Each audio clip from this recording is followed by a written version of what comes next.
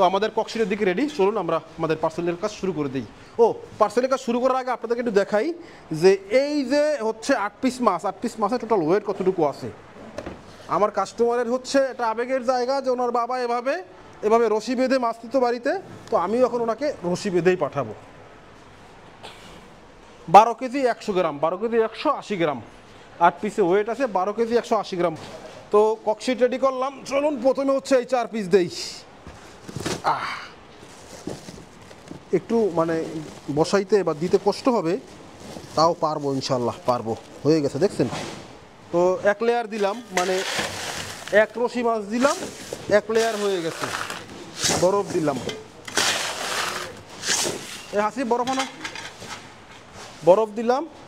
এইবার হচ্ছে বাকি লেয়ার দিচ্ছি, 4 পিস, সব 1.5 কেজির মাছ। মাশাল্লাহ মাশাল্লাহ, একদম রশি বেঁধেই দিছি।